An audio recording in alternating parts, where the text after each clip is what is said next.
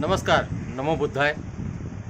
तथागत भगवान गौतम बुद्ध यांचं अत्यंत उत्कृष्ट असं पोर्ट्रेट दळी सरांनी बनवलं आहे, जे तुम्हाला दिसतंय आणि सर त्यावर काम करतायत. मी आता इथे आहोत, समोर तुम्हाला दाखवतो मी. एक मिनटं. अथांग समुद्र आहे, दिसत असेल तुम्हाला. आणि सरांचा हा स्टुडिओ आहे. या स्टुडिओ समोर समुद्र दिसतोय. त्या समुद्राचं दर्शन पुन्हा एकदा घ्या.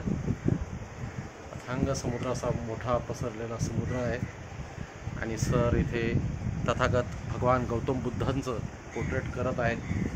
उत्कृष्ट असं, ज्याला आध्यात्मिक म्हणता येईल, ज्याला तेजपुंज असं म्हणता येईल, ज्यामध्ये पूर्णतः त्यांनी आपलं जे कौशल्य आहे ते ओतलेलं आहे. ते तुम्हाला आता मी इथे दाखवत आहे. तर दळी सर, प्रकाश दळी सर काम करत आहे बघा. रंगांचा खेळ कसा असतो, रंग कसे असतात, आणि तथागत भगवान गौतम बुद्ध कसे प्रत्यक्ष अवतरले की काय असं वाटावं, इतकं सुंदर असं हे पोर्ट्रेट सरांनी केलेलं आहे.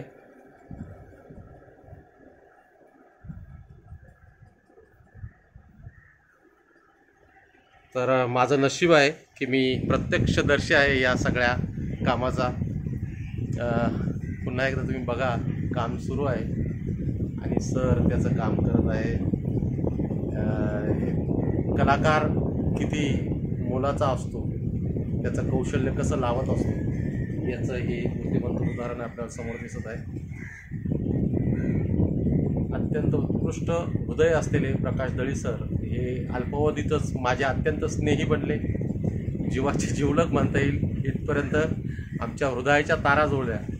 आणि आज सरांचं काम बघताना माझ्या डोळ्याची पारणे फिटली. मी स्वतःला भाग्यशाली समजतो. हे प्रत्यक्ष बघायला मिळतं आहे, प्रत्यक्ष सरांचं कौशल्य. तुम्ही बघा किती सुंदर असं हे पोर्ट्रेट झालेलं आहे. आणि यावर असलेला जे रंगाचे आविष्कार आहेत ते तर अलौकिकच आहेत. पण तथागत गौतम बुद्ध जे आहेत, त्यांचे भगवान गौतम बुद्धांची जी चर्या आहे ती अशी वाटते की बुद्ध प्रत्यक्ष आपल्यासमोर बसले आहेत.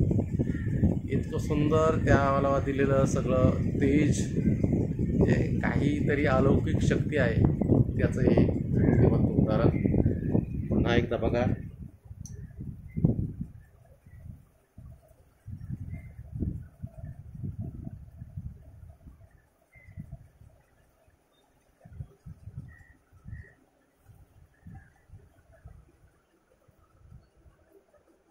सरांचा नंबर आहे.